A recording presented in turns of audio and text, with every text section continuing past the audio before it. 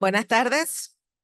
Comenzamos con el bloque de imágenes y tenemos un invitado especial. Para mí es un gran honor presentar a mi profesor, mi mentor, el doctor Erasmo de la Peña Almaguer.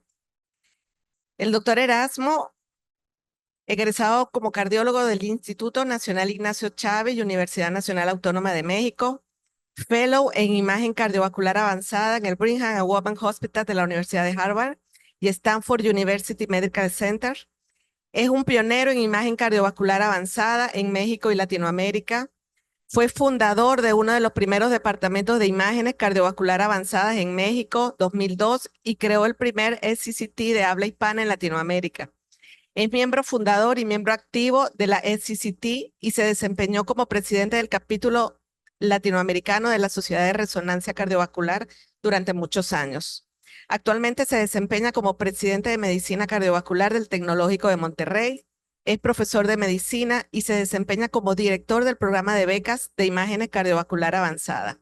Es orador nacional e internacional en más de 100 conferencias. Doctor Erasmo, bienvenido. Es un honor para nosotros tenerlos aquí en el Congreso.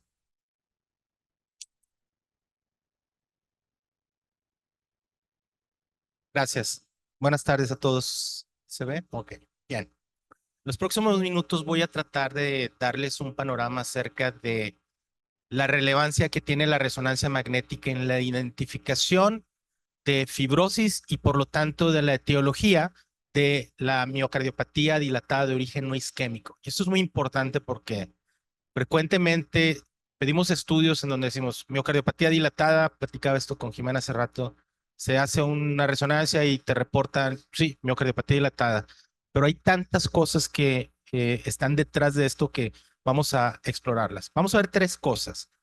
Primero que nada, ¿cuál es la utilidad de la resonancia? Como les digo, la determinación de la fibrosis. Vamos a ver la distribución de la fibrosis y finalmente la parte más importante que es el valor pronóstico que esta otorga.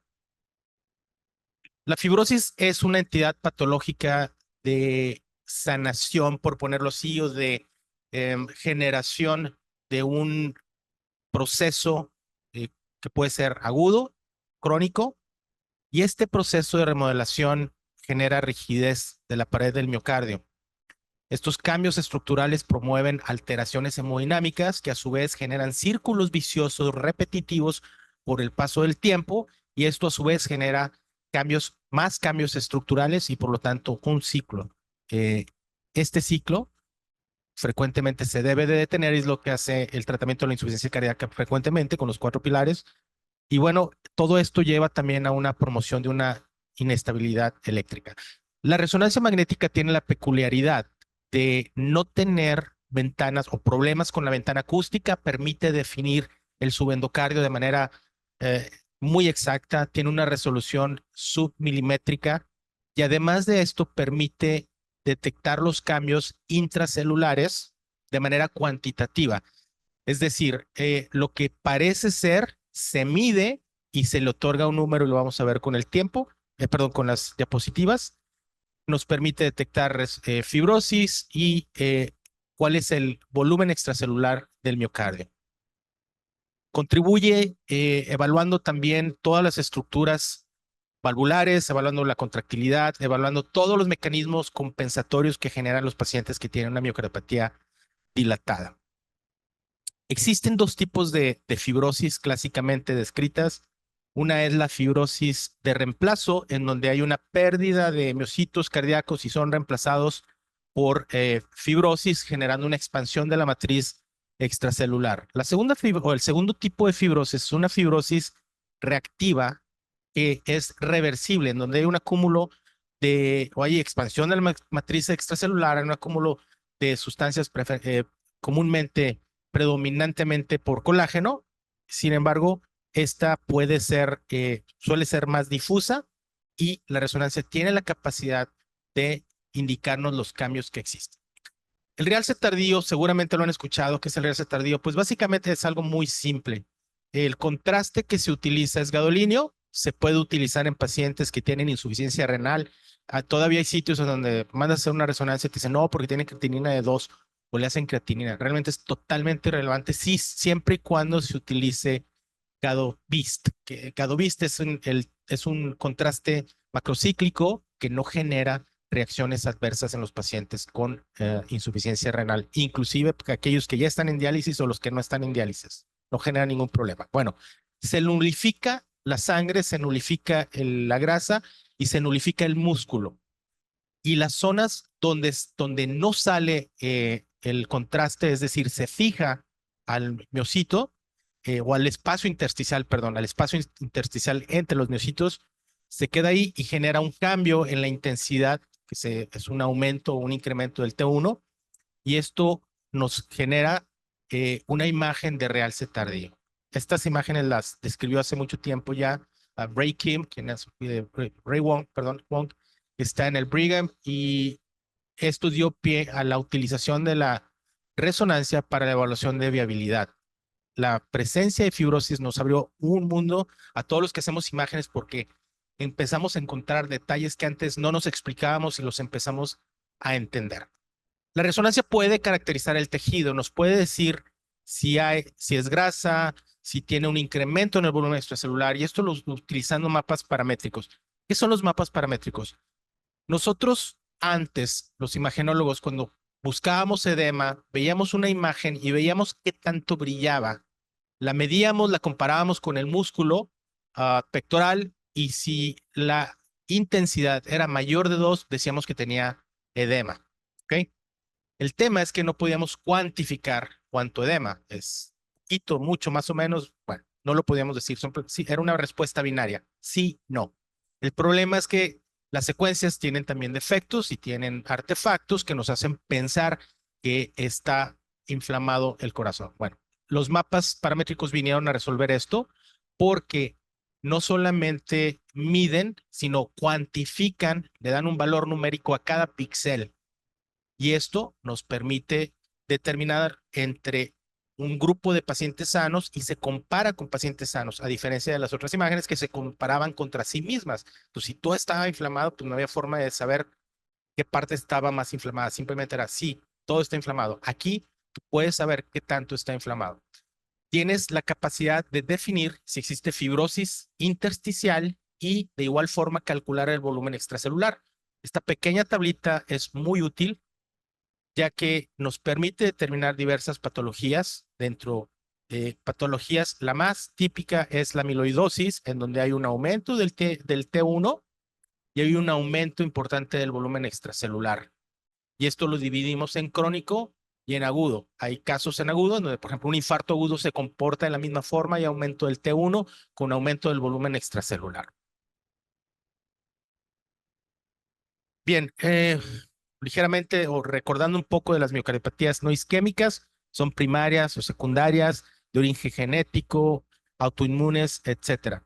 Pero la utilidad de la resonancia en este caso nos permite ver, diagnosticar y dar seguimiento a las patologías, utilizando las herramientas que tiene la resonancia. Podemos hoy definir entre una miocardiopatía dilatada verdadera, en donde hay enfermedad también, separarla de una enfermedad o una miocardiopatía de origen isquémico, con una gran sensibilidad de arriba del 95%, y de igual forma nos permite determinar aquellos pacientes que tienen miocardiopatía dilatada con algo que se conoce innocent bystander, en donde hay lesiones coronarias porque así le tocó tener en la vida, pero no son la causa de la enfermedad.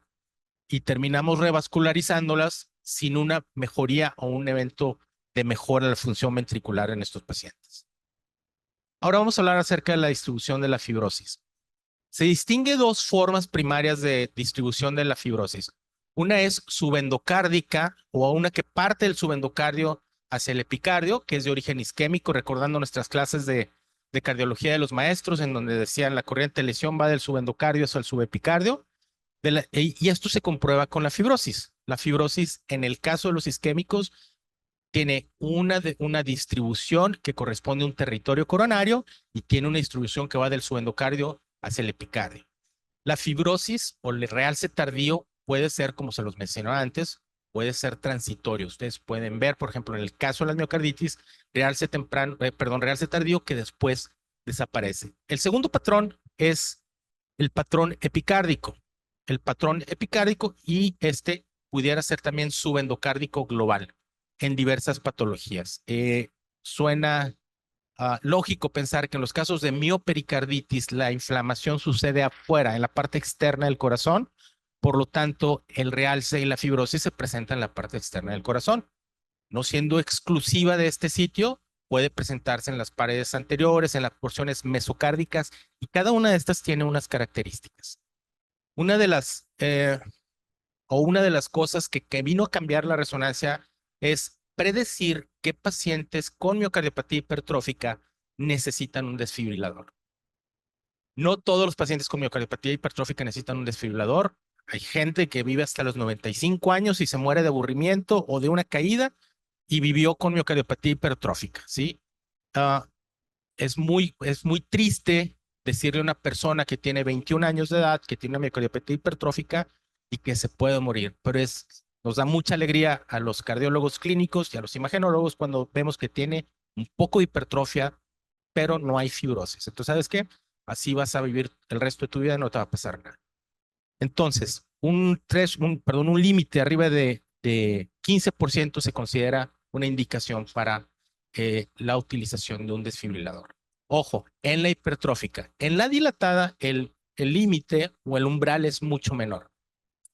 En la dilatada puede haber realce mesocárdico, septal en la pared lateral del ventrículo izquierdo, y sabemos que un realce mayor del 5% es predictor de mortalidad de cualquier causa. El realce en las dilatadas arriba del 2% empieza a tener mayor número de eventos de taquicardia ventricular.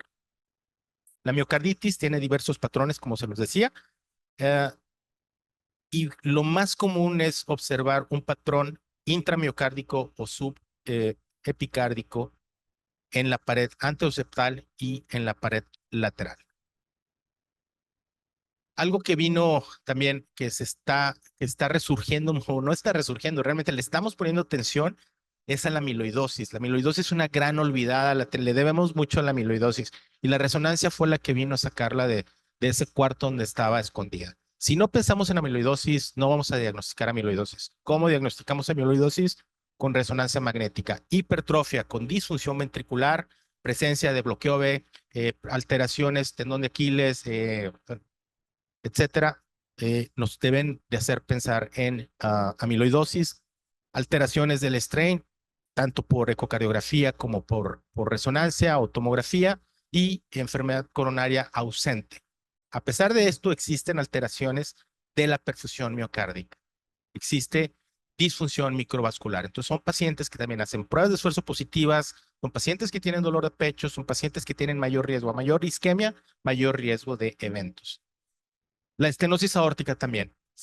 Hoy sabemos que hasta un 15% de los pacientes, 13% es el estudio, de los pacientes que van a TAVI tienen amiloidosis. Por lo tanto, es muy importante. En mi centro siempre hacemos una resonancia a todos los pacientes que van a TAVI para buscar o definir el patrón, la geometría y el patrón de realce en estos pacientes. Se asocia a un peor pronóstico. Si hay realce, aunque lo operen o le pongan un TAVI, el paciente tiene un peor pronóstico. La razón por la que se forma la fibrosis está relacionada con una exposición crónica a un aumento de presión, a una remodelación y cambios estructurales. Enfermedades raras como Anderson-Fabry también están o presentan realce tardío. En estas enfermedades se presentan hipertrofia cardíaca y fibrosis. No hay que olvidarla también la endocarditis de Lafleur, en donde hay un daño tisular multiorgánico que es secundario a un patrón mediado por eosinófilos. Y en estos casos se puede acompañar de un trombo intracavitario, como podemos ver en esta imagen. La hipertensión pulmonar no se salva. La hipertensión pulmonar sucede algo muy parecido a lo que sucede en la estenosis aórtica, en donde el aumento de presión prácticamente está continuamente y crónicamente estirando los sitios de inserción del ventrículo derecho con el izquierdo, y esto produce una fibrosis. Es un hallazgo común. Al día de hoy no se ha identificado un peor pronóstico en estos pacientes. Lo que hemos identificado, nuestro grupo ha identificado en pacientes con hipertensión pulmonar crónica, eh, mi parte de imagen y la parte de investigación del doctor Carlos Jerjes, hemos seguido a los pacientes que tienen tanto tromboembolia pulmonar como hipertensión pulmonar crónica y hacen realce en estas zonas y no hay peor pronóstico. Lo que genera peor pronóstico es una disminución del strain por debajo de 14, menos 14. Sarcoidosis, recordando enfermedad granulomatosa no calcificante, también presenta realce. Este suele ser epicárdico y suele ser difuso. ¿Cómo distinguimos la sarcoidosis y la amiloidosis entre ellas? Bueno, lo distinguimos por los mapas paramétricos. Son los que nos dan la pauta para saber y distinguir cada uno de ellos. Muy frecuentemente recordamos el prolapso de la válvula mitral relacionado con palpitaciones y sí, hay una presencia de mayor número de palpitaciones. Un grupo de gente del metodista, un buen amigo, Deepan Shah, hicieron un estudio y estudiaron pacientes que tenían prolapso de la válvula mitral y encontraron que aquellos que tenían con mayor frecuencia arritmias tenían fibrosis en la pared inferior y anterior mesocárdico. Brugada no se salva. Este es un paciente mío, por cierto. Existe realce mesocárdico en el septum, existe compromiso del tracto de salida del ventrículo derecho. No es tan fácil verlo en resonancia porque es muy delgado. Y en este caso tenemos que los pacientes disminuyen su FEBI y tienen una disminución del strain en el tracto de salida del ventrículo derecho. Cuando se hace la prueba, hay un estudio muy interesante que les dan ajmalina en la resonancia, miden, hacen un cine del tracto de salida antes y después de la ajmalina y hay una disminución importante del strain. Hay una afección en esa zona. Chagas, ustedes están más familiarizados que yo con Chagas y pues Chagas tiene comúnmente una afección mesocárdica y se dice que el 70% de los pacientes que tienen Chagas presentan realce. De estos que tienen realce, el 100% tienen algún episodio de taquicardia ventricular. Documentado en un estudio pequeño por Carlos Rochite, pero fue el primer estudio que lo documentó. Distrofias musculares también generan grandes cambios. El 30% de los pacientes con distrofias musculares, especialmente o específicamente Duchenne, tienen FEBI normal pero fibrosis. Esto también es predictor a largo plazo de alteraciones. Displasia ritmogénica del ventrículo derecho ya no existe, ahora es cardiomiopatías arritmogénicas, ya se clasifican en todo un grupo. ¿Por qué? Porque la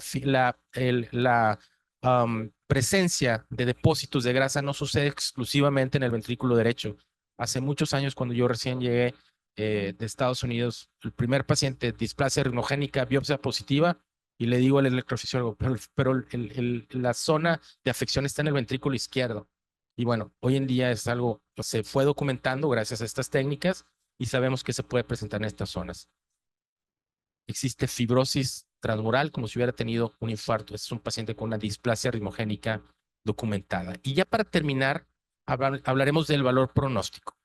Es una de las partes más importantes. Tener realce tardío mesocárdico en miocardiopatía dilatada tiene mayor mortalidad y mayor eventos arrítmicos o descargas en pacientes que tienen desfibrilador. Existe una asociación directa entre lo que es la presencia de fibrosis. Pero hay algo muy importante. Ustedes pueden tener una fracción de expulsión que está normal y presentar fibrosis.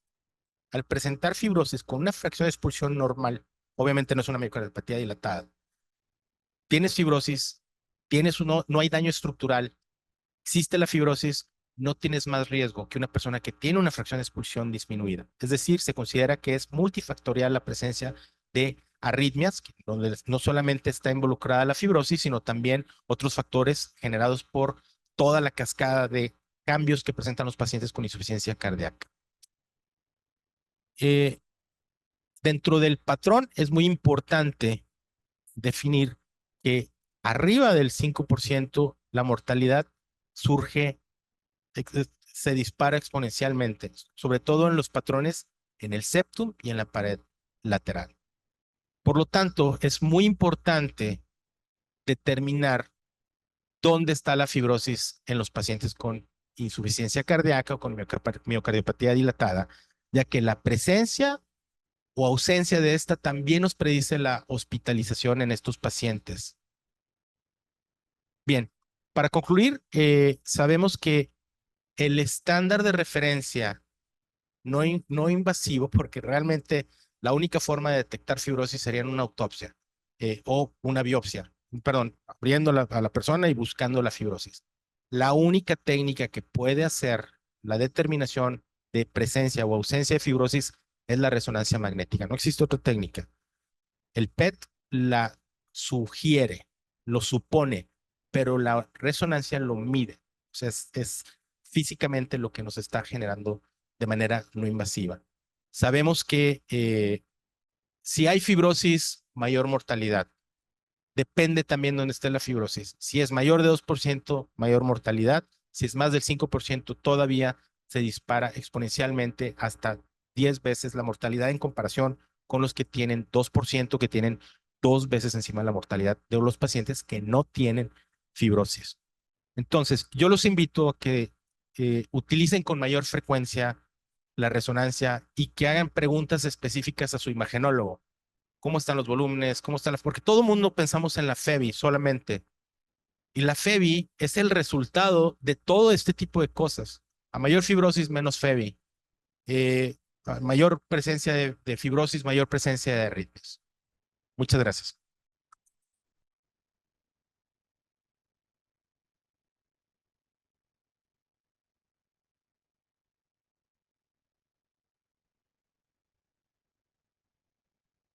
Buenas tardes, soy la doctora María Ángel Millán y tengo el gusto de presentarle a la doctora Rosalind Vázquez.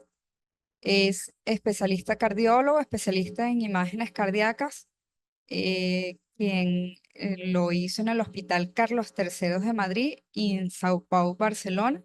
Actualmente coordinadora de resonancia cardíaca en CAREM y especialista en la Clínica El Ávila. Ella nos va a hablar sobre el rol de la resonancia cardíaca en la cardiopatía isquémica.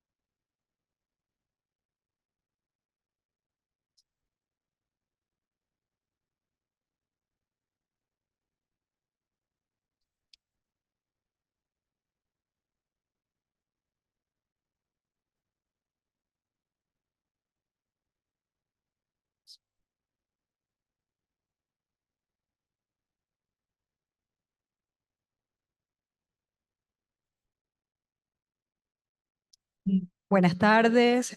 Bueno, para mí es un placer estar aquí. Gracias a la Sociedad Venezolana de Cardiología por esta oportunidad y de encontrarme con estos destacados panelistas. ¿Ok?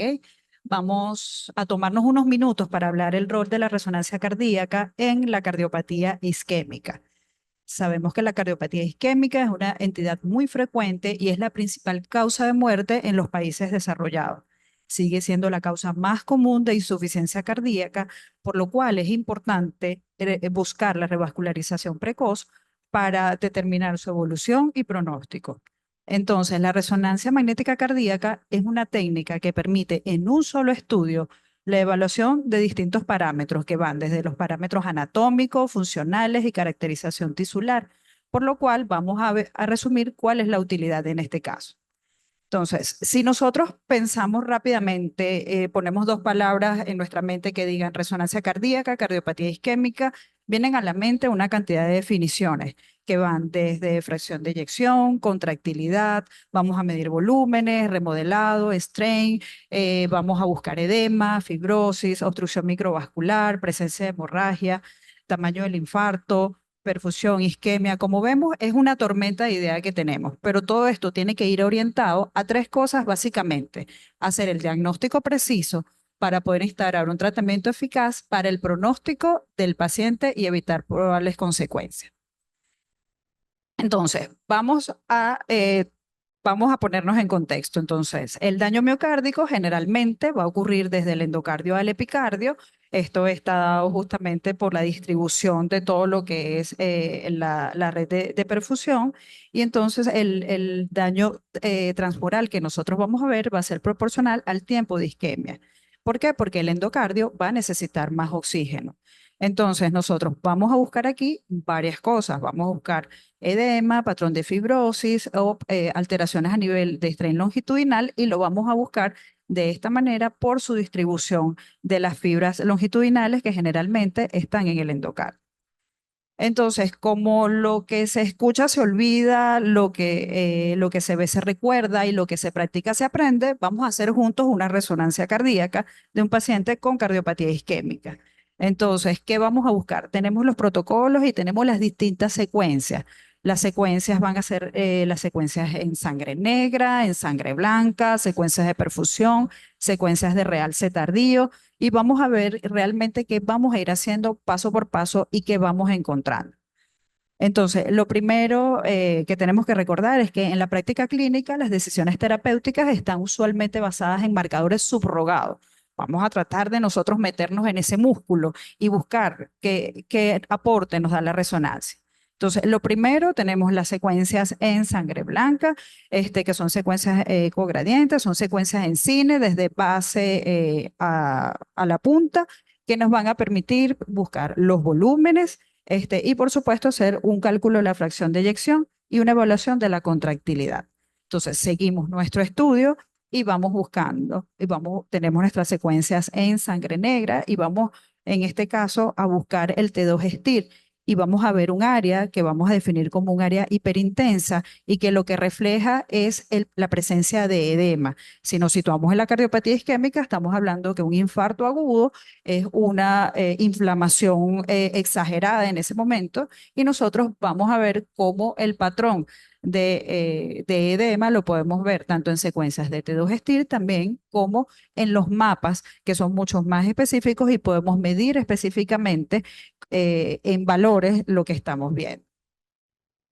Sí, entonces pasamos a lo que es la colocación o la técnica del realce tardío, que vamos a evaluar la presencia de fibrosis. Entonces, si estamos en el caso de cardiopatía isquémica, lo que vamos a buscar es una distribución de algún territorio coronario, y que ese es el que se nos va a representar y es el que se ha visto representado en las autopsias de estos pacientes. Entonces, vamos a tener que el patrón isquémico clásico va a ser un patrón subendocárdico o transmural.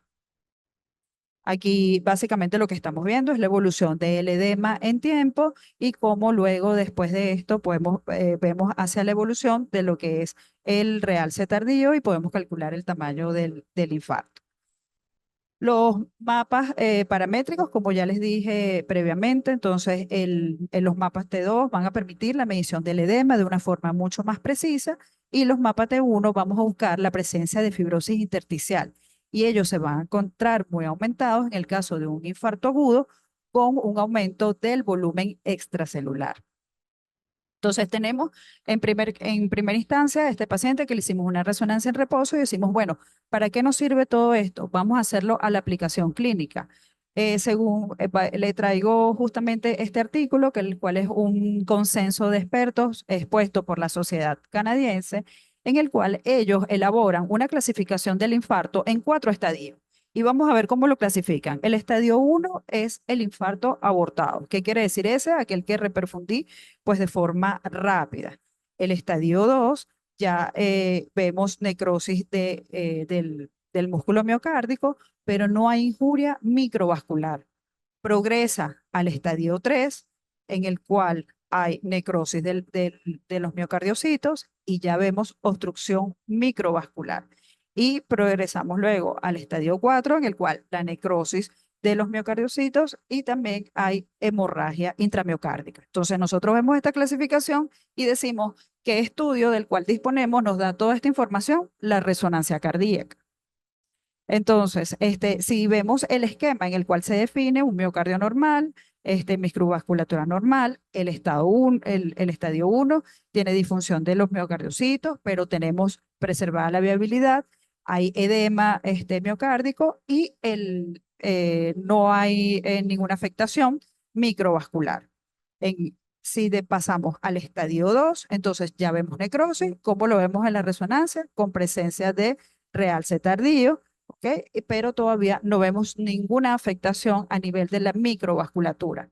Sigue evolucionando el infarto. Lo importante de esto es que son procesos consecutivos, no están aislados. Uno le sigue al otro. Entonces vemos lo que es la presencia de la obstrucción microvascular, que está señalada como esta área hipointensa dentro del realce tardío, y seguimos buscando y encontramos hemorragia miocárdica que la vamos a definir con la medición del T2 estrella. Entonces, podemos ver que si nosotros nos vamos a la parte teórica de lo que se propone como que es la evolución del infarto, el estudio que nos permite evaluar esto y entender la fisiopatología que nosotros conocemos y saber qué es lo que está ocurriendo es la resonancia cardíaca. ¿Por qué es importante esto? Porque si yo tengo un paciente que al principio tiene edema, pero logro reperfundirlo, yo estoy salvando miocardio. Si el paciente evoluciona, tengo realce tardío, ya sé que tengo necrosis y ya tengo que cuantificar cuánta es la cantidad de necrosis.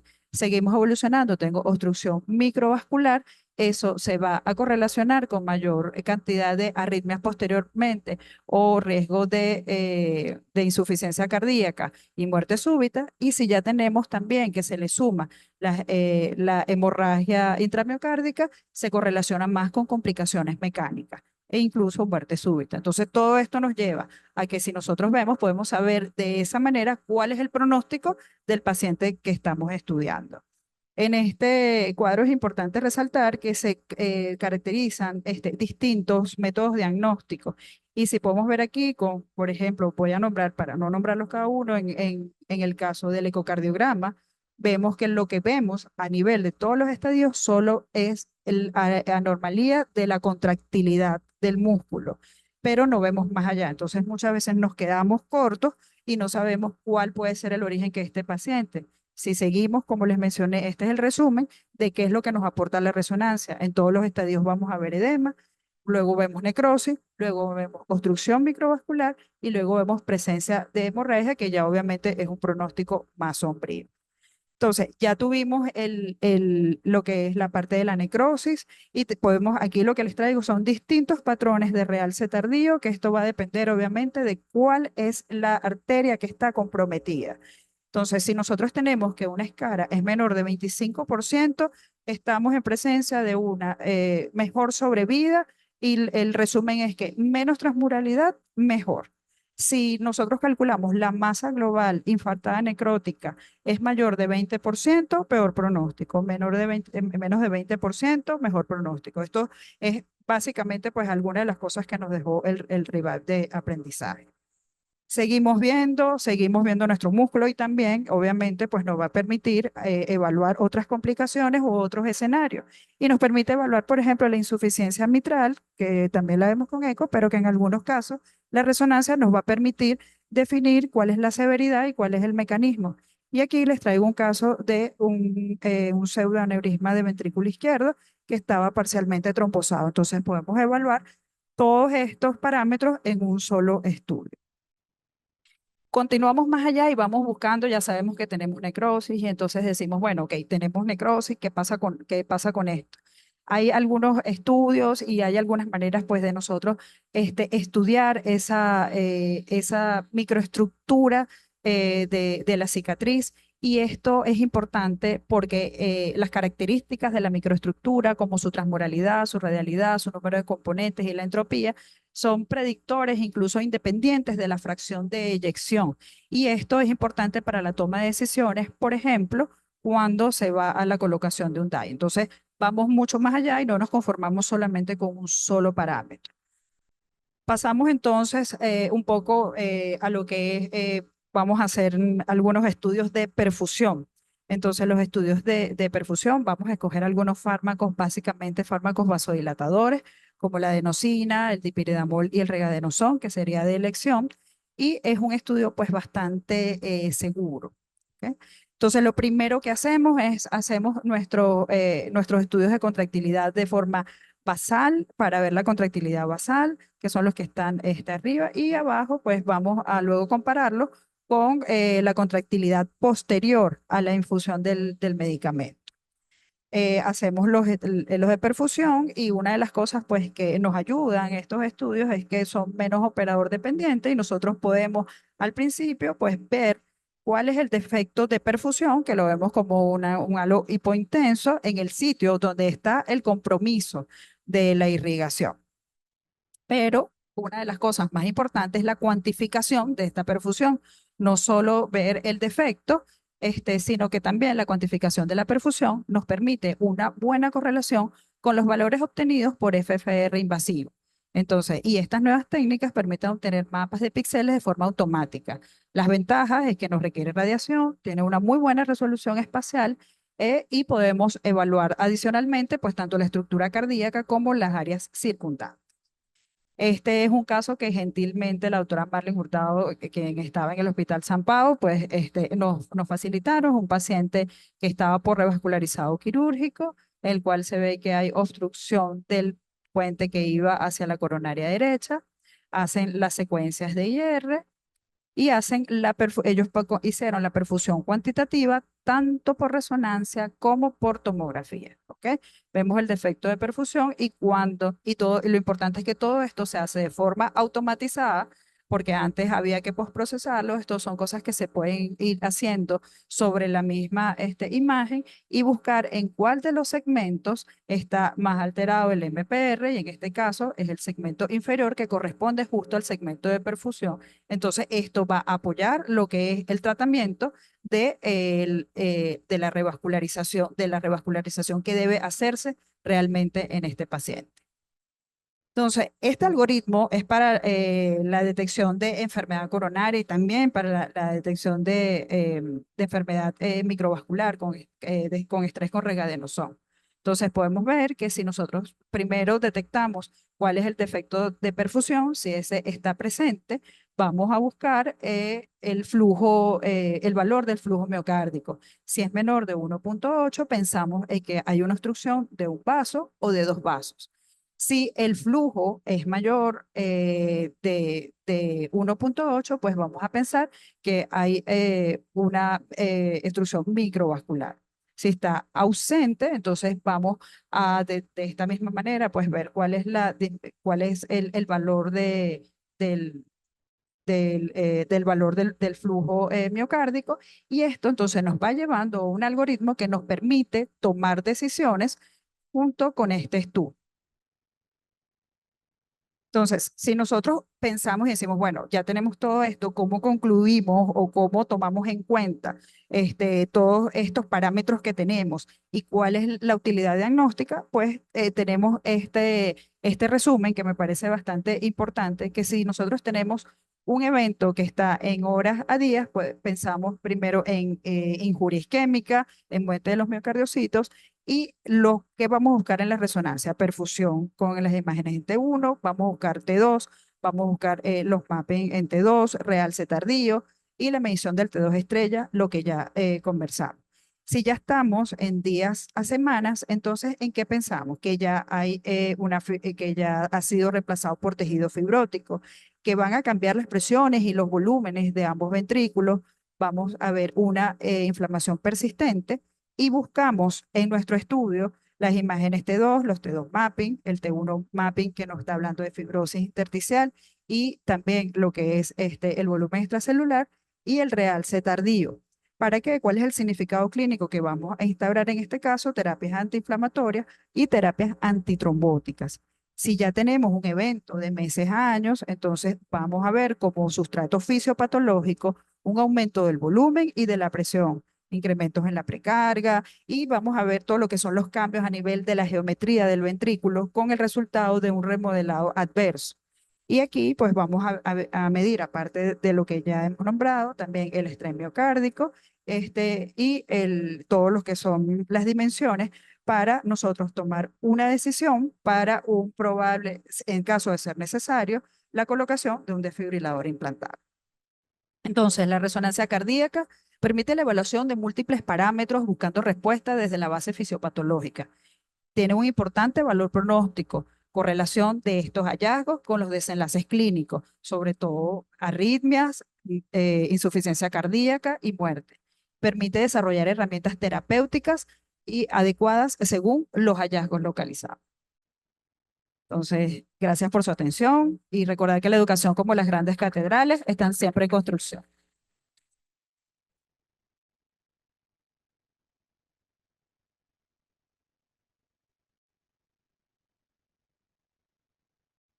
Excelente presentaciones, de verdad que es increíble cada uno de los aportes que nos da la resonancia magnética en el contexto de la cardiopatía isquémica y en el contexto de aquellos pacientes en los cuales vamos a determinar la etiología de una disfunción cardíaca.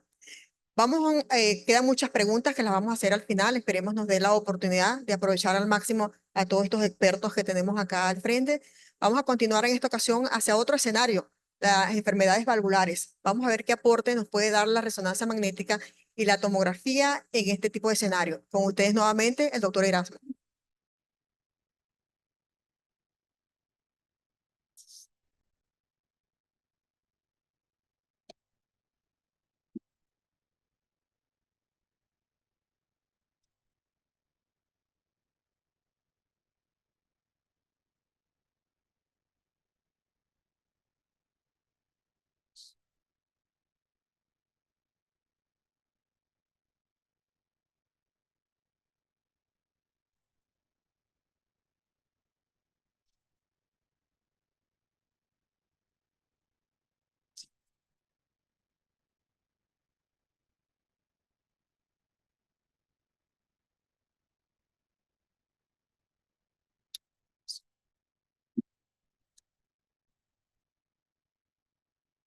Muy bien.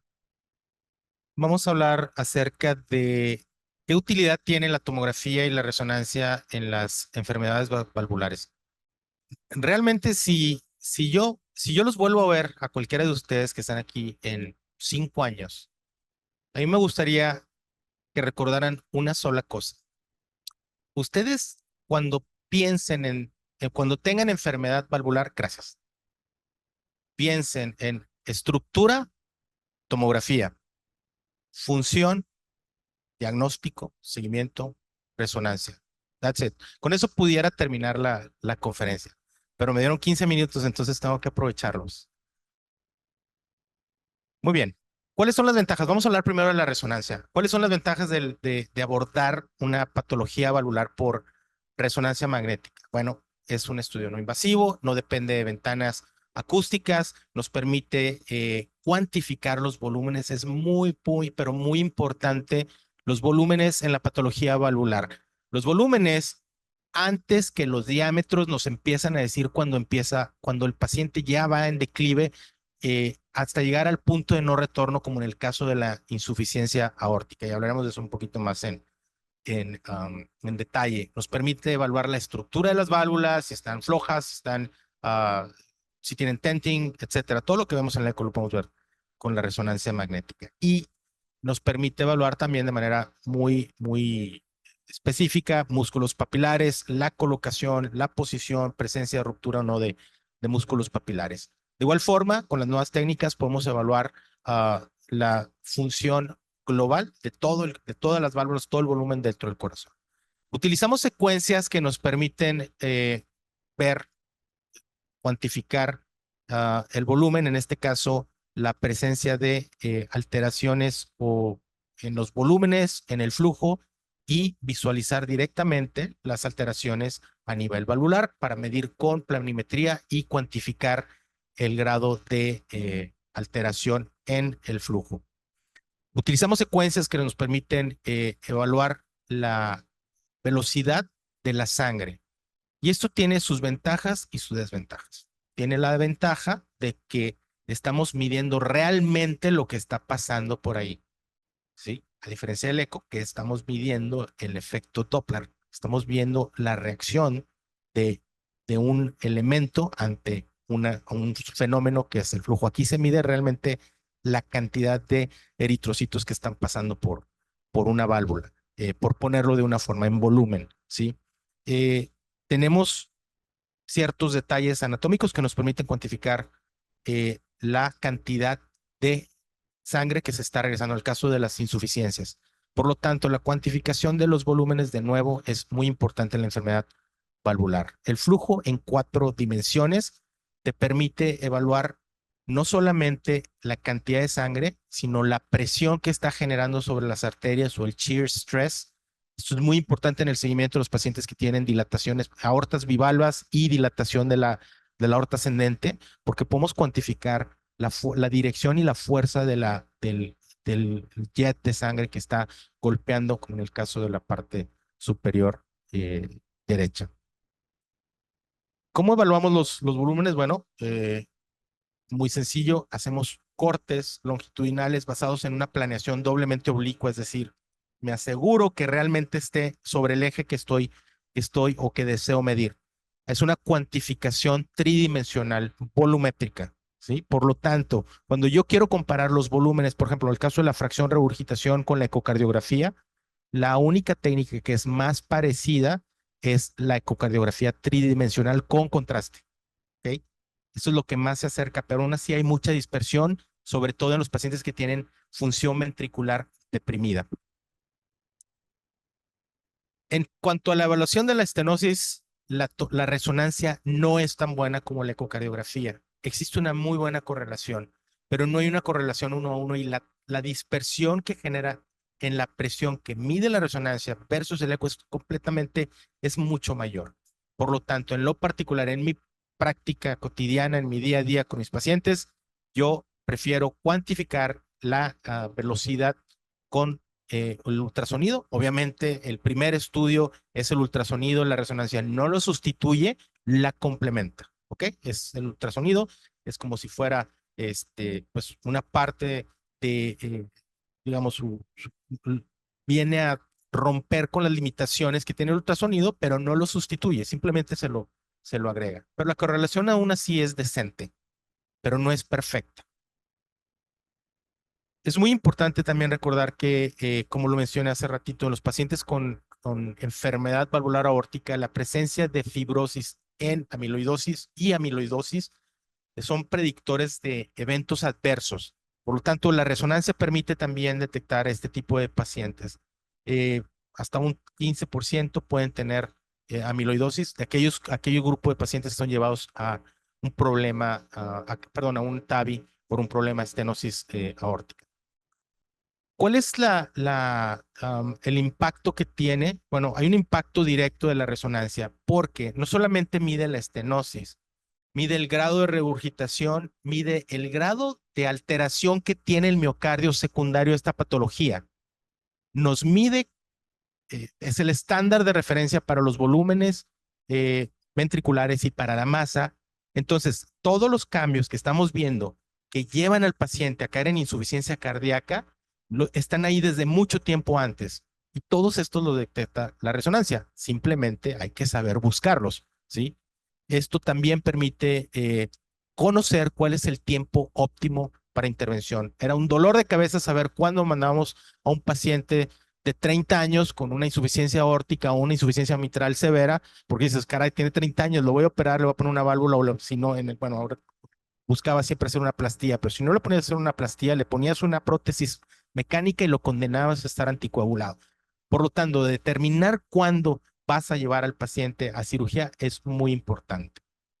En la insuficiencia aórtica, la etiología es bastante bien determinada con la resonancia, también aorta bivalva, alguna afección a nivel de las valvas, engrosamiento, calcificación, todo ese tipo de cosas se pueden detectar con la resonancia.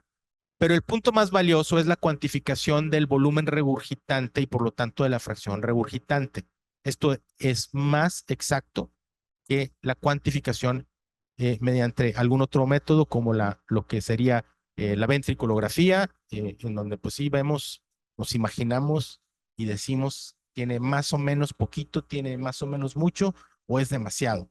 Para cuando es demasiado ya es muy tarde. Entonces necesitamos abordar a estas patologías de manera temprana. Mismo caso para la insuficiencia mitral, en donde la cuantificación de estos pacientes es muy importante porque nos permite ver el tiempo en el que vamos a llevar al paciente. Y aquí viene una gran sorpresa. Ahorita les quiero preguntar. Por favor, levanten la mano aquellas personas que tienen, si tuvieran un eco de un paciente que dice insuficiencia mitral severa, ¿cuántos de ustedes lo mandan a cirugía? O mitral clip, plastilla. Nadie, no levantó la mano nadie. Nadie lo va a mandar, que se mueran.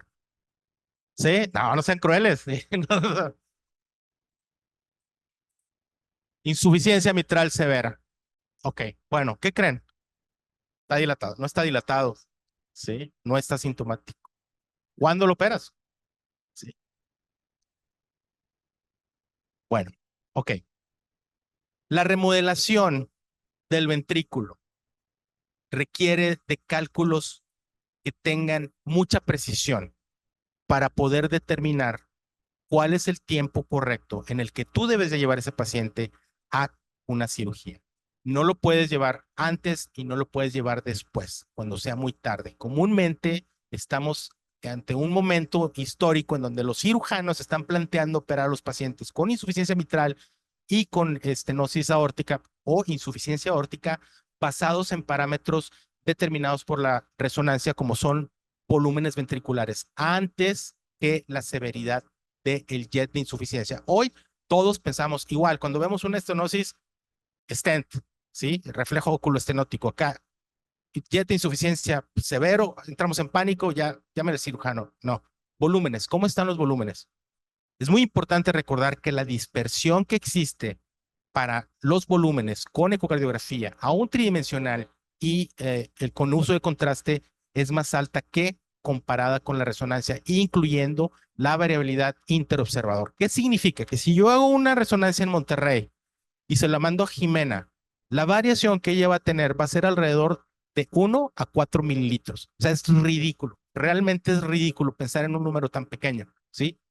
Es operador independiente 100%. Hace años, cuando yo estaba haciendo mi fellowship en Stanford, tuve una rotación en Lenox Hill con un radiólogo que se llama Steven Wolf. Steven Wolf tenía la costumbre, como buen judío, de pelearse con todos. Yo soy judío también, ¿eh? Hago la aclaración. Yo también soy judío. Y bueno, nos peleamos con todo el mundo. Y él se peleaba con los cirujanos porque a él le mandaban los pacientes un día antes de la cirugía de cambio valvular mitral para descartar isquemia. Y él empezó a notar que había pacientes que iban a cirugía de válvula mitral, ya sea corrección de válvula mitral, pero iban a cirugía y un día antes les descartaba, era isquemia, sí, no tiene isquemia, se opera, tiene isquemia, cateterismo. Ese era el protocolo en Lenox Hill en ese entonces. Y él decía, oye, yo le encontré una insuficiencia mitral leve. Y entraba en pánico porque dice, lo estoy haciendo mal, la resonancia no funciona. O sea, el paciente ya está programado para cirugía mañana a las 7 de la mañana. Entonces a él se le ocurrió hacer un estudio en donde comparó estos pacientes. Entonces, no es lo mismo decir, tiene insuficiencia severa por eco que por resonancia. ¿Cuál sería, si se están peleando los dos, quién sería el ganador? ¿Quién determinaría el ganador? Es muy sencillo, es el cambio después de la cirugía. Es decir, si tú operas un paciente que por eco tiene insuficiencia mitral severa y la resonancia dice que es insuficiencia mitral leve, a los 6 meses comparas la resonancia antes y después, y si era mitral leve, no va a haber ningún cambio en volúmenes ni en masa. Remodelación cero. ¿Sí? Los pacientes que realmente tienen insuficiencia mitral severa generan una remodelación inversa o hacen un cambio, bueno, remodelación, hacen un retorno a los parámetros normales del ventrículo izquierdo.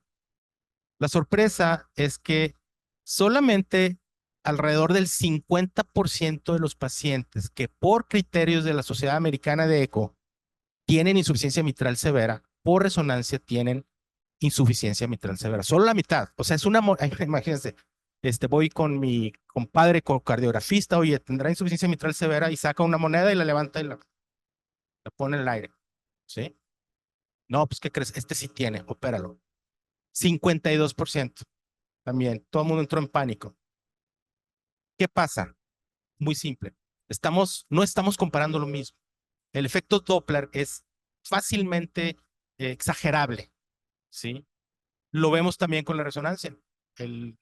Cuando utilizamos secuencias de steady state fast precession, las secuencias más comunes, la insuficiencia, el jet de insuficiencia se ve más pequeño de lo que realmente tiene. ¿Cómo calculamos la insuficiencia mitral en el caso de la insuficiencia mitral? Muy simple. Medimos el gasto cardíaco por la fracción de expulsión o el volumen latido. El corazón expulsa 100 mililitros, ¿ok? Y medimos directamente, no bajo inferencias, directamente cuánta sangre sale por la aorta. La diferencia es lo que se va para atrás. Son 100 mililitros el volumen latido del ventrículo izquierdo y en la secuencia de flujo pasaron 90, volumen regurgitante de 10 mililitros, 10%. Eso tiene una sensibilidad de especificidad arriba del 95%. Si yo tuviera una insuficiencia mitral, digo, bueno, estoy sesgado, yo me hacía una resonancia y es lo que determinaría que se opera. Entonces, en Estados Unidos, la mayoría de los centros médicos académicos, cuando van a operar a un paciente con insuficiencia mitral severa, lo mandan a resonancia. Excepciones, bueno, pues que esté súper ultra hiperdilatado, que tenga una aurícula del tamaño del universo y que tenga choque cardiogénico, ¿no? O sea, no necesitas una resonancia para saber que realmente tiene. Lo pongo esto no para pelearme con los ecocardiografistas, lo pongo esto para que tengan la visión de una nueva herramienta que está subutilizada, totalmente subutilizada. El remodelamiento inverso. Lo mismo sucede con la insuficiencia tricuspidia. Ventrículo derecho, el gran olvidado del corazón también. Pero los pacientes llegan al consultorio con el abdomen enorme, con las piernas hinchadas y hacen cirrosis y terminan muertos por cirrosis. Bien. Creo que vamos a tener que parar el reloj, que me pongo nervioso. Tomografía. La tomografía en los problemas valvulares nos permite para ver por dónde vamos a entrar, qué vamos a poner y qué pasó después de que lo pusimos. Así de fácil. No tiene mucha ciencia. ¿Por dónde vamos a entrar? Bueno, paciente, estenosis aórtica. ¿Por dónde iban a entrar? Pues por las piernas. Pero pues no. El paciente no era candidato a TAVI, tuvo que irse a cirugía porque tenía un problema valvular que no lo habían detectado. Perdón, tenía una disección aórtica que no habían detectado y en vez de irse a cirugía lo mandaron a un TAVI, pero primero le resolvieron el problema de la disección. Entonces, en este caso, si el médico solamente se hubiera basado en la ecocardiografía, se hubiera metido en problemas graves durante la intervención. Disección asintomática. Evaluación del anillo valvular. Las mediciones son submilimétricas. La tomografía tiene un grosor de corte de 0.6 milímetros. Los nuevos tomógrafos de conteo de fotones son 100 micras, 0.1 milímetros, más resolución espacial que una angiografía convencional. Entonces, ¿qué le decimos al intervencionista? Mira, la válvula es así, es ovalada, mide tanto, el perímetro es tanto, tiene calcio, no tiene calcio. El nacimiento de las arterias coronarias está a 15 milímetros o 20 milímetros o está a 5 milímetros para que tenga cuidado cómo poner la prótesis y qué prótesis va a elegir. De igual forma, nos permite ver si tiene que utilizar algún otro elemento como una angioplastía. Podemos previamente, mediante modelos, pretender que le estamos poniendo una prótesis. O sea, antes de la cirugía, ¿qué prótesis voy a usar? En este caso, no sé, usé una Pórtico, no recuerdo qué usé. Evolut Pro, perdón. Usamos una Evolut Pro y la medición directa con el intervencionista y la decisión de la válvula la tomamos en ese momento cuando vemos las características del paciente. No es una receta de cocina, no es, tienes estenosis aórtica, ponle una válvula, ¿cuál? La que quieras. No, tiene que ser específica a cada paciente. De igual forma, en la tricúspide, la planeación, perdón, la planeación se hace con tomografía. ¿Dónde están las valvas? ¿Cuántas valvas son? ¿Cuál es el diámetro de las valvas? Volúmenes. Ojo, la tomografía genera el cálculo de la fracción de expulsión y volúmenes con la tomografía es comparable con la resonancia. Pueden utilizarlo como una terapia, perdón, una técnica alterna. Solamente hay un ligero incremento en el volumen telediastólico. Esto lo demostramos ya y por ahí tenemos un par de artículos en el 2004, 2008 porque le estás inyectando un volumen. Entonces, muy importante los volúmenes también en el ventrículo derecho. El abordaje bicaval, en donde también le hacemos el mapa al intervencionista para saber dónde va a poner las prótesis bicavales. En mitral es esencial. Una persona que va a poner que va a hacer un TEER no, o una prótesis mitral percutánea no puede hacerla si no es con una tomografía. Hay varias cosas que tiene que saber. Uno es si la circunfleja está cerca del anillo y qué tan cerca está. Dos, si el poner la válvula va a obstruir el tracto de salida. Se llama neotracto de salida y ese cálculo se hace con la tomografía. La evaluación de las arterias preprocedimiento también. Frecuentemente los pacientes que van a TAVI o a cirugía que tienen una tomografía, recuerden, el valor predictivo negativo de la tomografía es del 99%. Bien, hace años publicamos un artículo de las complicaciones y la utilidad, es muy importante la utilidad de la tomografía para la evaluación de problemas valvulares. Como por ejemplo, en este caso, paciente que tenía un gradiente antes del TAVI del 95% y después del TAVI del 70%. ¿Sí? Perdió 25 milímetros de gradiente y $200,000. O sea, no le funcionó, ¿sí? No le funcionó. Aquí está la muestra de la localización de la válvula. La paciente tenía disnea y el intervencionista dijo, se me hace que la válvula está ocluyendo las coronarias. Nos lo mandaron para evaluar las coronarias y realmente el problema no eran las coronarias. El problema es que la prótesis se puso sobre el seno coronariano derecho. ¿Sí? Se puso encima, no se puso paralela al tracto de salida. Después de un TAVI, al mes o 6 meses y cada año hay que hacerle una tomografía. ¿Por qué? Existe un fenómeno que se llama HALT, que es hipotenuación de las valvas, que es un fenómeno que progresa hacia la trombosis y eventualmente hacia la disfunción de la prótesis mitral. Muy bien. Entonces, bien fácil. Función, diagnóstico, seguimiento, resonancia. Etiología, resonancia. Planeación, estructura y seguimiento de la válvula protésica, tomografía. No están peleadas, se complementan. El eco siempre es primero, es barato, es portátil, está en todos lados. Y hay que ser también muy críticos de nosotros mismos cuando hacemos un eco y decir, tiene mala ventana. Tengo varios compañeros ecocardiografistas que le digo, oye, te voy a regalar un pastel, me acabas de reportar un paciente que tiene mala ventana acústica después de 300 que te he mandado. O sea, esa parte en donde tenemos que entender que esto es una comunidad que se interlaza, son técnicas que se interlazan para generar mejores diagnósticos y mejorar el pronóstico de nuestros pacientes. Muchas gracias.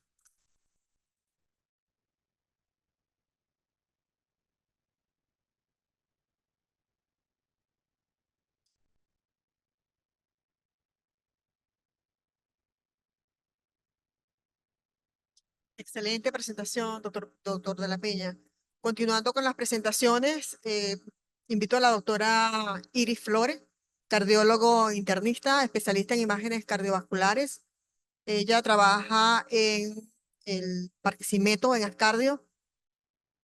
Gran compañera, gran amiga. Con ustedes, Iris.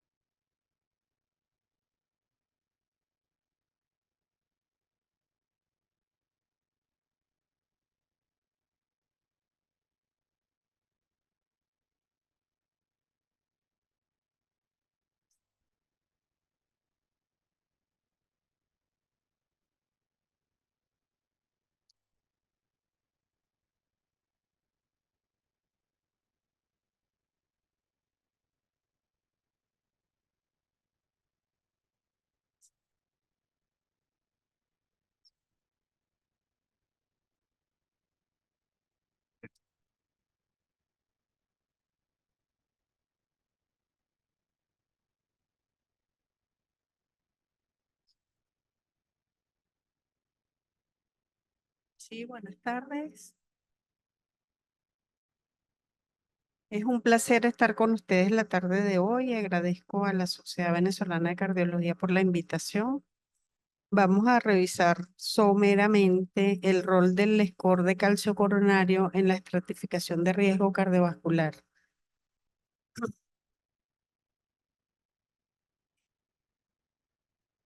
La calcificación coronaria o el calcio arterial coronario es expresión del daño vascular por aterosclerosis que ocurre a lo largo de la vida. Y es importante recordar que este daño es debido a los factores de riesgo llamados convencionales, conocidos por todos, pero que hoy en día sabemos que hay una cantidad de factores de riesgo quizás mucho mayores que no están tan bien conocidos, que tienen que ver con la genética, con el ambiente y con muchas otras cosas. Se reconoce hoy en día que la calcificación coronaria es un fenómeno activo donde interactúan una cantidad de factores que son tanto pro como anti-osteogénicos. Esta presentación se dañó. Le faltan cositas aquí, pero bueno. Igualmente, estos factores son de múltiples tipos, genéticos, ambientales, metabólicos, inflamatorios. Entonces, estamos ante un proceso, digamos, que tiene una complejidad significativa.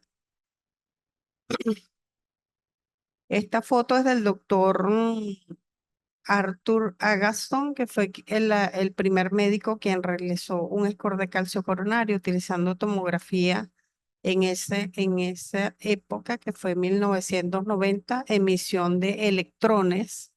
Y desde ese momento hasta ahora, múltiples avances tecnológicos han surgido y evidencias científicas que han posicionado al score de calcio coronario con mucha claridad, establecidas en las diversas guías de práctica clínica y de las diferentes sociedades científicas, reconociendo que hoy en día debemos hacerlo mediante tomografía con multidetectores, gatillada o no. Es un estudio que no amerita uso de contraste, se hace en muy corto tiempo, 10 a 15 minutos en total, tiene una dosis de radiación sumamente baja, 1 milisievert, más o menos el equivalente a una mamografía, y que el score recomendado es el score de Agaston, a pesar de que muchos han sido propuestos, este es el score más ampliamente validado y es el que usamos con regularidad. En cuanto a sus valores de precisión diagnóstica, muy buenos, sensibilidad y especificidad y valor predictivo negativo cercano al 100%. Esta es la forma como realizamos el estudio, una tomografía sin contraste con en sentido cráneo-caudal, vamos viendo las coronarias cómo se ven calcificadas, el territorio de la hada, de la circunfleja, de este lado, y de este lado la coronaria derecha. Esta data es pasada a un software donde se calcula en forma automática la cuantificación total de calcio. Una vez que yo le indico al equipo dónde está el calcio, señalando en los diversos territorios. Y finalmente, esta puntuación obtenida es representada en curvas de percentiles, que es algo muy importante y obligatorio en la forma de reporte. La información debe ser adecuadamente reportada y también hay lineamientos para esto. El último consenso del CATS-RATS nos propone que reportemos el valor absoluto, pero que también reportemos los segmentos involucrados. Esto porque definitivamente no es lo mismo una calcificación localizada que difusa, ya que desde el punto de vista pronóstico, la última siempre va a ser peor. Esta puntuación también tenemos que relacionarla con el riesgo y bueno, ya sabemos, un riesgo levemente aumentado, un score de 1 a 100, 101 a 300 moderadamente aumentado, de 301 a 999 moderado a severamente aumentado y más de 1000 muy aumentado. Esta lámina solo para que vean que en el continuum del riesgo cardiovascular, la calcificación coronaria ocurre, no digamos tan tempranamente, algo tardío, pero siempre dentro del espectro de lo que es aterosclerosis subclínica y de ahí viene su importancia. La siguiente pregunta que me hizo Heidi en su era cómo y cuándo. En el cuándo definitivamente en prevención primaria. Este es un concepto que lo tenemos que tener muy claro y parece redundante y tonto, pero no se pide score de calcio coronario en pacientes enfermos ni en pacientes sintomáticos en prevención primaria.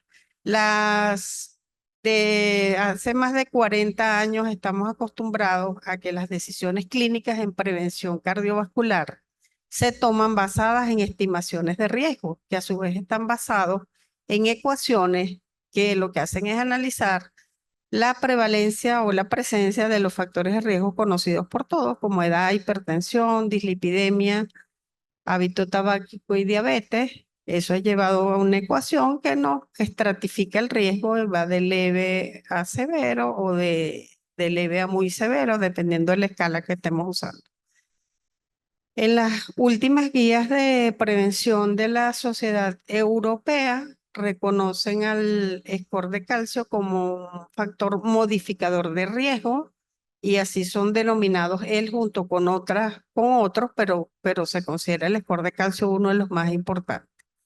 La guía nos propone que el score de calcio va a ser útil fundamentalmente en esa zona gris del riesgo, ni en pacientes de muy bajo riesgo, que es este extremo, ni en los de muy alto riesgo. Entonces estaríamos en un escenario de pacientes asintomáticos en prevención primaria, 50 a 69 años, donde el riesgo se considere intermedio y en el primer paso de cómo actuar ante un paciente en prevención primaria que nos propone la guía, está tomar en cuenta esos factores modificadores. Entonces, se toma la decisión que ahora lo más recomendado es que sea consensuado con el paciente. Y bueno, es fundamentalmente en este grupo de pacientes donde el cambio de decisión de riesgo hacia arriba, digamos, por un score de riesgo de calcio positivo, nos puede hacer indicar una estatina en prevención primaria con una indicación clase 2A en este momento. Igualmente en las guías de manejo de dislipidemia vamos a tener en estos recuadros amarillos y rojos pacientes que tienen colesterol alto, que recibieron, digamos, medidas de cambio del estilo de vida que no fueron efectivas, no alcanzamos metas. Y en este grupo de pacientes es útil estimar un calcio coronario para llevar ese riesgo hacia arriba, pensando que pueda dar positivo y usar la estatina en el paciente igualmente con una indicación clase 2A. En las guías, bueno, esta es la misma guía que en sus novedades incluye el estudio de la aterosclerosis del riesgo mediante imágenes que evalúan aterosclerosis subclínica y incluye el score de calcio entre ellas, al igual que la carga de placa en carótidas y aortas, pero fíjense que al score de calcio coronario siguen dándole una indicación incluso por debajo de la carga de placa carotidia y en aorta. Esto en Europa porque se usa mucho el ultrasonido 3D para placa carotidia con excelentes resultados. Probablemente en un escenario americano esto sea diferente. Y esta es la guía americana de prevención primaria, donde, bueno, básicamente es lo mismo, pacientes asintomáticos en prevención primaria con edad entre 40 y 75 años, enfocados en el riesgo del paciente, que sean pacientes de riesgo intermedio y donde el nivel de riesgo esté en discusión. Entonces ellos recomiendan utilizar esta larga lista de factores que mejoran el cálculo de riesgo, tratando de mover al paciente hacia arriba e igualmente que reciban el beneficio de la terapia con estatina. Si a pesar de analizar todos estos factores que están acá, aún hay duda o es incierto el riesgo del paciente, recomiendan realizar score de calcio coronario. Si es negativo, dejar al paciente sin estatina y si es positivo, iniciar el tratamiento con estatina.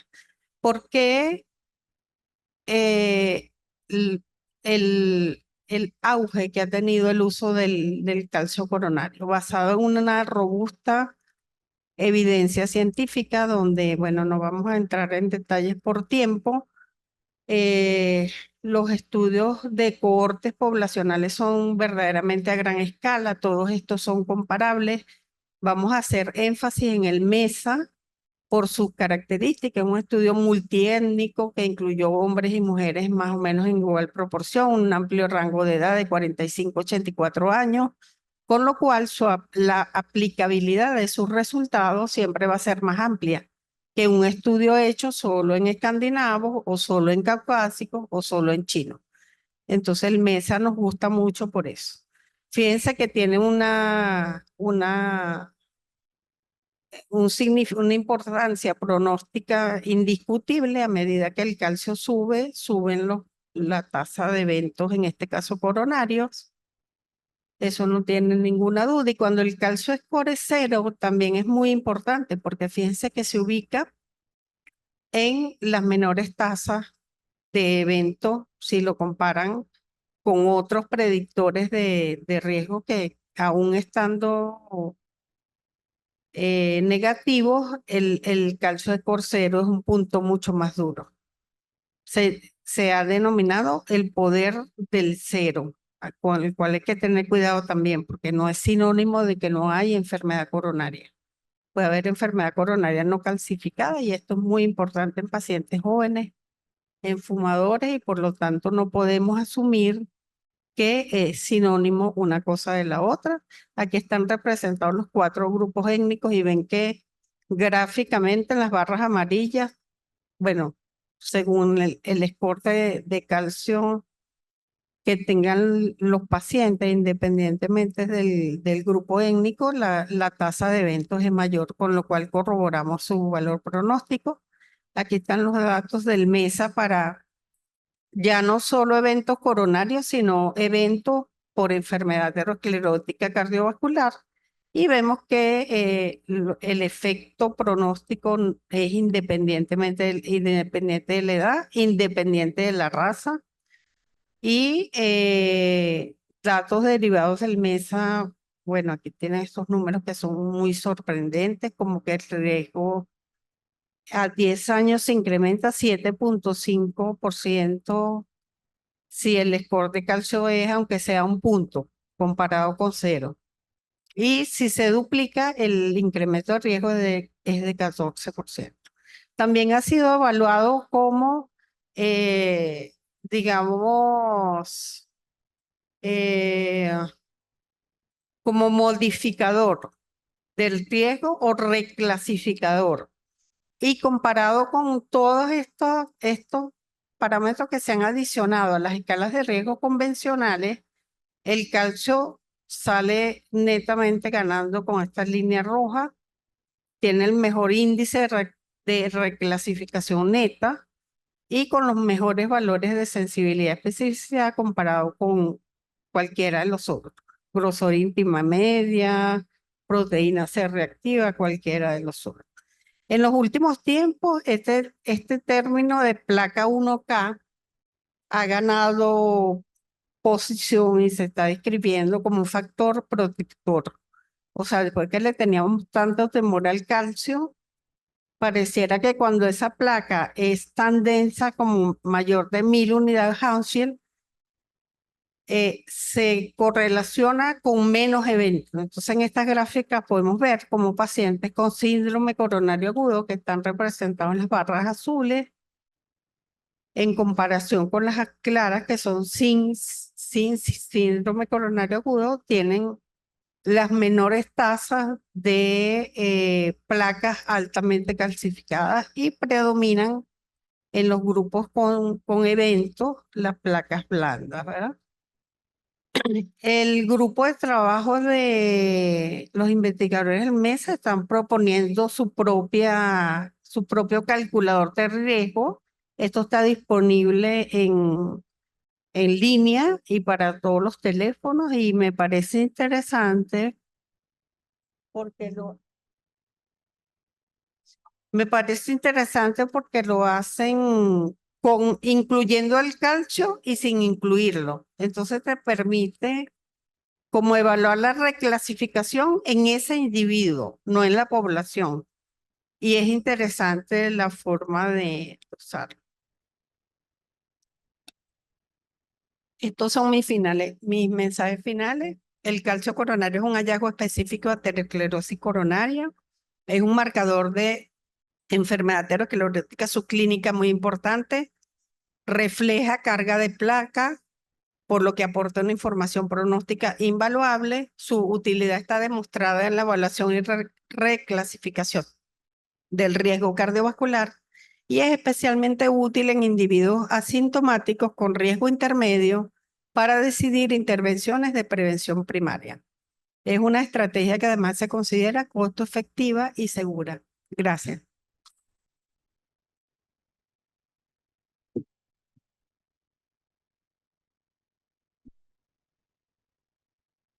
Gracias a todo el grupo expositor, excelentes presentaciones. Nos hubiese gustado hacer preguntas, pero sabemos que estamos. Ah, gracias. Buena noticia. Empezaremos entonces. Bueno, hay varias preguntas que se le tienen al doctor de la Peña, igualmente a la doctora Iris, e igualmente a la doctora Jocelyn. Comencemos entonces con el doctor de la Peña. Ok. Bueno, muy interesante, doctor Erasmo, sus presentaciones. Ahora, nos quedó claro que en los pacientes con valvulopatías, ustedes le hacen a todos sus pacientes resonancia. En la experiencia, porque el centro clínico de ustedes es mucho más grande y deben tener muchísima experiencia, ustedes han encontrado mucha discordancia entre lo que son los estudios de ecocardiografía y los estudios de resonancia. Sí, esto no tiene nada que ver con el operador, tiene que ver con la técnica. Obviamente, la técnica también tiene una variabilidad interoperador amplia para la ecocardiografía. Y la verdad es que es una ventaja. Esto es como, no lo puedes comparar porque realmente la propia técnica de la resonancia hace que no sea tan variable el resultado. Sí encontramos discordancia y nosotros tenemos un heart team, entonces cualquier decisión quirúrgica se toma entre 25 personas. Sí. Entonces, no es fácil. Entre esas 25 personas está el que está peleado con el otro a muerte, y está todo el mundo. Entonces, tiene que ser muy clara la indicación, el que le debe dinero, están ahí todo el mundo, ¿no? Entonces, la indicación debe ser muy clara y observamos otros parámetros, sobre todo los volúmenes. Lo que estamos tratando de hacer es dar un paso antes y poder decidir quién se tiene que operar antes de que sea bastante evidente. Porque una vez que es evidente, hay estudios longitudinales que han encontrado que una vez que esperas a tu paciente, cuando ella tiene cierto diámetro y cierto volumen, la mortalidad es mayor que si lo operas antes. Entonces, los cirujanos en los centros médicos académicos están regresando hacia atrás de decir, oye, no me voy a esperar. La indicación clásica de que tiene que tener 55 de diámetro telediastólico o 65, se está reestructurando y se está revalorando. No soy experto en valvulopatías quirúrgicamente hablando, pero todo esto replantea la, la, la forma en la que lo estamos abordando.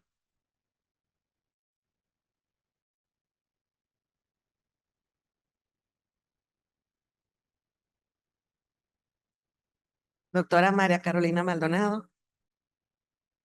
Buenas tardes, doctor. Le quería hacer una pregunta. Usted cuando me habla de ecocardiografía con la discrepancia para determinar la severidad de la insuficiencia mitral, me está hablando, sabemos que a veces la ecocardiografía transtorácica por las características del día tenemos mucha discrepancia al momento de evaluarla o limitaciones técnicas, pero la ecocardiografía transesofágica me puede por lo menos ayudar mucho a determinar también las características del día de la cuantificación y hasta el mecanismo. Ustedes, cuando me habla de ecocardiografía, ¿se refiere solo a ecocardiografía transtorácica o transesofágica?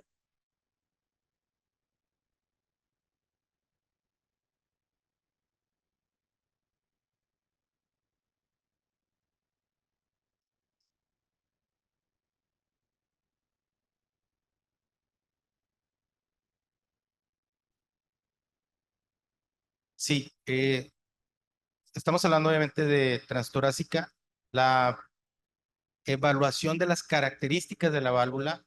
Por ejemplo, ante la sospecha de una endocarditis, pues obviamente es una ecocardiografía transesofágica. O sea, yo no ando experimentando con resonancia porque se puede ver mejor, no. O sea, hay lineamientos y hay que seguir los lineamientos. Nosotros somos un centro médico académico. La medicina que practicamos está basada en guías, no en opiniones. A pesar de que está basada en guías, la gente tiene opiniones sobre esas guías. Entonces es donde nos tenemos que poner de acuerdo. No, digamos que la parte débil de la ecocardiografía transtorácica y transesofágica es la cuantificación de volúmenes, porque es bidimensional, ¿sí? Lo más cercano es tridimensional con contraste. Y a pesar de eso, hay estudios que han demostrado, no son estudios muy grandes, son estudios de 300, 400 pacientes, tampoco son pequeños, pero han demostrado que entre menor es la fracción de expulsión, estaba buscando para ver si te la ponía en la gráfica, te paso la referencia del estudio. Entre menor es la fracción de expulsión, mayor dispersión del cálculo, porque la forma en la que se hace el cálculo en tercera dimensión tiene que ver con una forma diferente a lo que hace la resonancia. La resonancia literalmente toma rebanadas del corazón con un grosor, una especie, o sea, tiene X, Y y Z, o sea, lo que puede variar es la forma en la que respira el paciente, puede variar si se movió, si hay arritmias, obviamente también no es tan bueno el cálculo, pero a pesar de eso, la variación es muy pequeña y tiene que ver con el método, no con la persona que lo hace. O sea, el técnico lo puede hacer, lo mide el técnico y no varía. O sea, realmente esa es una ventaja, digamos, inherente a la forma en la que funciona el método. Entonces, situaciones en las que yo utilizaría otro método para evaluar cosas que no pudiera ver el eco transesofágico, sospecha de abscesos en prótesis valvulares, tomografía. Abscesos, tomografía con PET. Eso es lo que yo hago en mi práctica. Le hago una tomografía y le hago un PET para ver si hay un absceso. Pero fuera de eso, no. De nuevo, no sustituye. No, o sea, quiero ser súper, ultra, hiper claro. El eco es primero, siempre. No a veces, siempre. Tienes que tener un eco de referencia, ¿sí? De nuevo, es barato, es portátil, tiene muchísima utilidad y te da muchísimos datos. Lo que estamos encontrando es que la mayoría de los médicos nos hemos recostado o recargado con la ecocardiografía como el único elemento que me permite decidir sobre una patología. Y hemos encontrado que esa misma característica de la técnica lo hace no tan perfecto que al venir nuevas técnicas, tienes que revisitar lo que estabas haciendo. Y eso ha tardado, pero está sucediendo. Gracias, doctor. ¿Alguien más del público tiene una pregunta? La doctora Heidi. Bueno, también quizás un poco parecida. Cuando usted nos comenta que le hace, y perdón las otras conferencitas, pero bueno, estamos acaparando el doctor de la pena. Cuando usted comenta que le hace resonancia a todos los pacientes que van a un TAVI, me plantea buscando el deterioro muscular del ventrículo izquierdo, el deterioro miocárdico, si hay alguna comparación, porque entre los criterios de soporte de la estenosis aórtica severa, sobre todo cuando está dudoso, está el strain. El strain pues nos refleja también daño miocárdico. ¿Hay alguna comparación de cuando hacemos strain y buscamos el daño miocárdico por ahí para decidir si el paciente va o no, o si es tan severo o no, y la resonancia? Sí, lo primero que hay que saber del strain, yo empecé a hacer strain con resonancia en el 2016. Me tocó validar uno de los primeros softwares de una empresa que se llama Medis en Holanda, para la cual soy asesor. Y lo primero que buscamos fue comparar si lo que estamos midiendo, el strain que medimos en el eco, es igual que en la resonancia, y no. Encontramos dos cosas. Encontramos que es intermodalidad diferente. Es diferente a intermodalidad y es diferente intersoftwares. O sea, el software que lo mide varía también. La variación no es mucha, pero no es comparable. Igual, tengo algunos años de hacer strain con tomografía y la comparación con la resonancia no es la misma, y no es la misma la comparación con la ecocardiografía. Y la principal razón, o los casos en los que estamos buscando realmente, es que estamos obsesionados con la amiloidosis. Entonces, si hay hipertrofia por estenosis aórtica, pues va a haber. Pero tú puedes tener hipertrofia por amiloidosis que además tiene una estenosis aórtica, porque no solamente afecta el músculo, puede afectar las válvulas. Entonces, es prácticamente garantizar que el resultado de ese paciente va a ser el óptimo para el beneficio del mismo, ¿sí? Sobre todo pacientes que tienen deterioro de su clase funcional importante, que están yendo a TAVI porque están físicamente muy sintomáticos o muy hipertróficos, pero es parte de un protocolo que tenemos. Digo, esa es la razón, ¿no? Tú vas al Brigham y no lo hacen a todos. O sea, no, tenemos un protocolo y estamos estudiando estos pacientes y lo estamos siguiendo. Hay un estudio muy interesante que se llama Evolve AS. El Evolve AS es un estudio de la Universidad de Oxford en donde ellos plantean que el abordaje temprano de la estenosis aórtica es mejor que el abordaje tardío, basado en presencia o ausencia de fibrosis, basado en volúmenes y sobre todo basado en masa, volúmenes ventriculares, ¿sí? Lo que estamos viendo es que estos pacientes, igual para la insuficiencia aórtica, van a ser llevados a una estrategia temprana. ¿Qué pasa?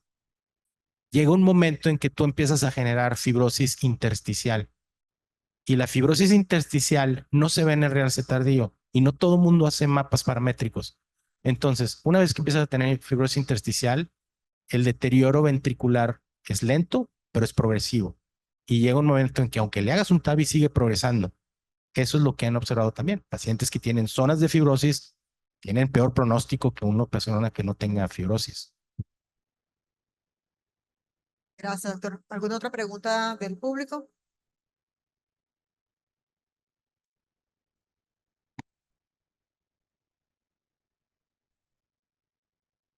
Me encantaría tener resonador para los valvulares de corazón. Eh, tenemos un jardín de patología valvular donde en innumerables ocasiones, sobre todo cuando el paciente está con parámetros cerca del punto de corte que define la decisión. Creo que nos hemos concentrado ahí por las limitaciones que tenemos de disponibilidad de resonadores en el país. Sí, básicamente al paciente cuando está muy cerca del valor que me define la toma de decisión, le solicitamos resonancia, pero eso en contadas ocasiones. No tenemos la posibilidad de hacer resonancia en valvular. Creo que en las lesiones regurgitantes yo lo pediría a casi todo. De verdad que sí, pero ¿qué opina de esa?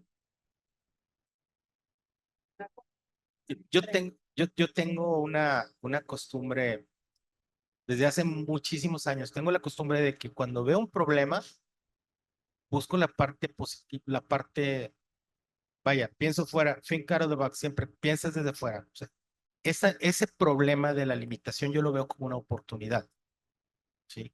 ¿Cuál es la oportunidad? Bueno, ustedes van a un hospital y estoy hablando de la medicina privada. Yo me he dedicado toda mi vida a la medicina privada, jamás he ejercido en la medicina pública, por lo tanto no puedo opinar sobre el ambiente público, pero aún así dentro de la medicina privada, los que se benefician son los hospitales primero, ¿ok?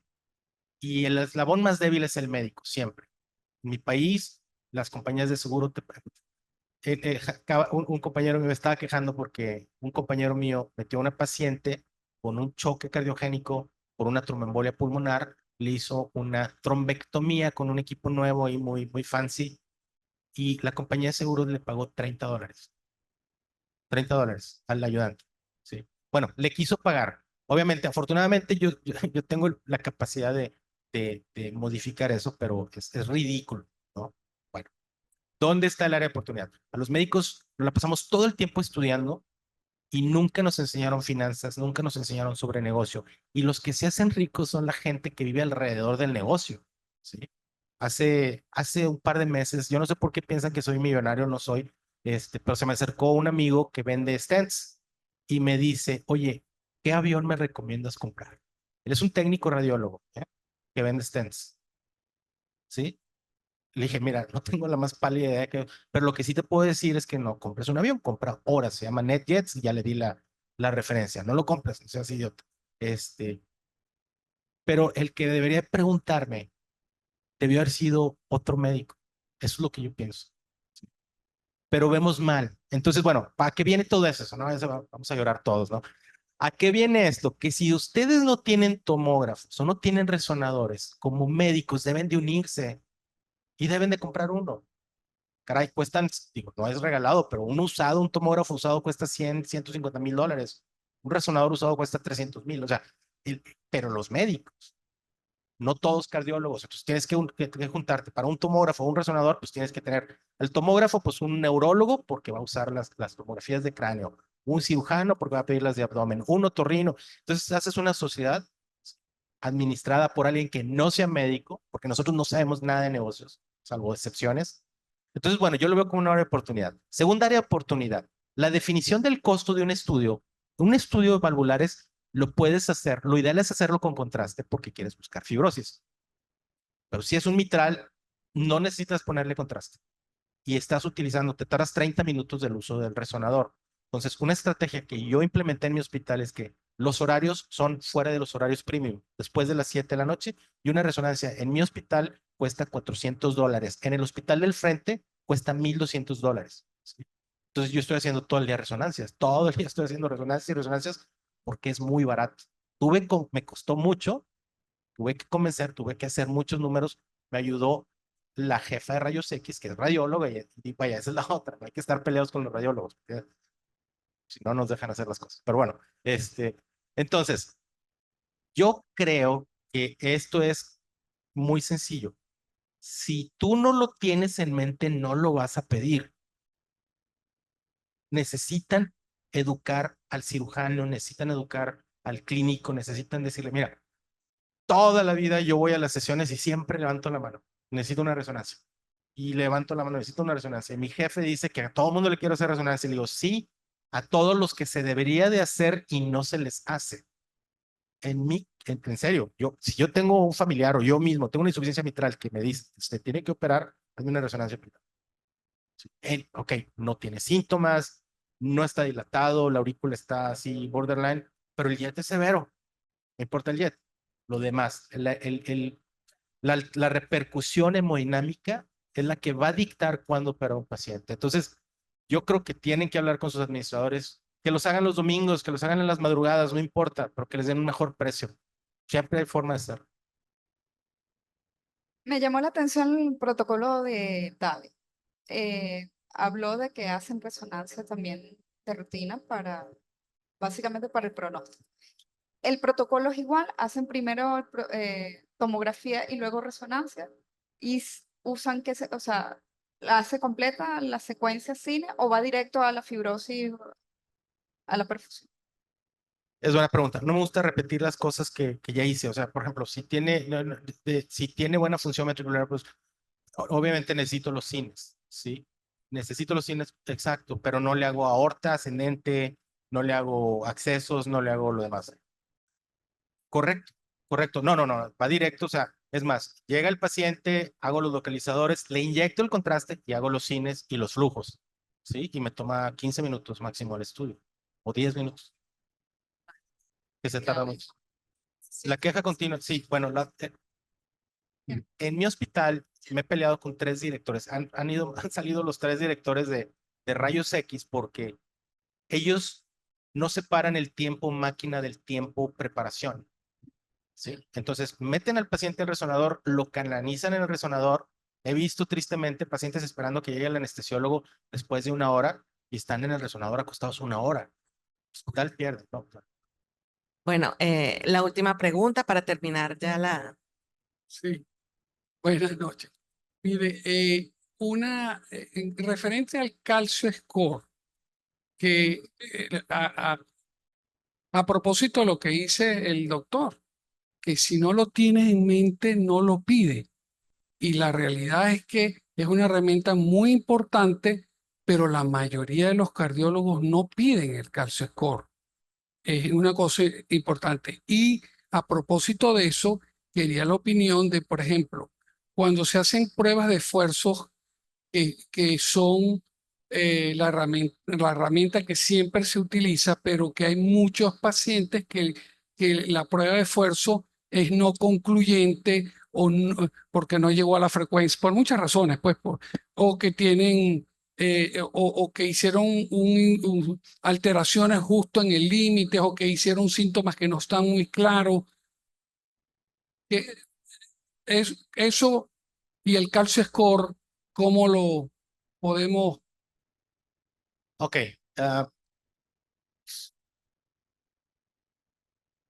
De entrada, siempre que puedo y que se me permite financieramente, yo hago un ecoestrés, no una resonancia, digo, no una prueba de esfuerzo convencional a mis pacientes. Yo hago dos cosas para estratificar el riesgo. Yo no creo en las calculadoras de internet del score y todo ese ASCVD. Traten de hacer un ASCVD en personas de más de 75 años, no puedes. Igual el MESA no te permite, fueron hasta 75 años, no puedes. Llega una persona que fuma y que tiene un LDL de 168, ¿qué le das? ¿Le das? ¿No le das? Deja de fumar. Bueno, son dos factores de riesgo. Tienes score de calcio cero, le quito el cigarro y bueno. Específicamente lo que tú acabas de decir es una indicación para llevar a ese paciente a una resonancia de perfusión con adenosina. Exactamente esa es la indicación. Cuando no sea concluyente, cuando no hay buena ventana, si es un ecoestrés, cuando hay dudas diagnósticas. Es una indicación clase 1B, ¿sí? Entonces, realmente los nuevas guías del manejo de la cardiopatía isquémica crónica te ponen a todo en perspectiva, que lo puedes usar. Entonces, el score de calcio con la prueba de esfuerzo incrementa la sensibilidad y especificidad de la prueba. Cuando yo llegué en el 2002 a Monterrey, yo regalaba los estudios. O sea, una forma de que la gente los pidiera era regalándolos. Entonces, los pacientes que mandaban a gamagrama o ecoestrés les hacía un score de calcio. Entonces, hice un pequeño estudio que presenté en un American College of Cardiology. Pacientes con score de 0 tenían muchas más posibilidades de tener coronarias limpias que con un gamagrama anormal o reportado como anormal.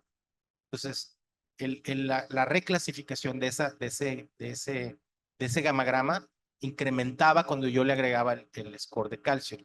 El grupo del metodista hicieron un estudio en donde compararon todos los parámetros de riesgo de la prueba de esfuerzo, todos, el Duke Score, Treadmill Score, todo, lo siguieron a 5 años y compararon el score de calcio. Ellos proponen inclusive que si la estás usando para estratificación de riesgo, no necesitas hacerle una prueba de esfuerzo. Para estratificación de riesgo, ¿sí? Con el score de calcio suficiente. O sea, la prueba sale sobrando. Si es para buscar capacidad funcional, si es para buscar respuesta presora, pues le tienes que hacer una prueba de esfuerzo. Pero si eso no te importa y lo quieres, dices, oye, yo quiero saber si me voy a infartar, no le hagas una prueba de esfuerzo, hazle un score de calcio. En teoría debería costar más barato que una prueba de esfuerzo. Bueno, muchísimas gracias. Creo que nos queda claro que debemos usar esta herramienta para reclasificar nuestros pacientes. Muchísimas gracias.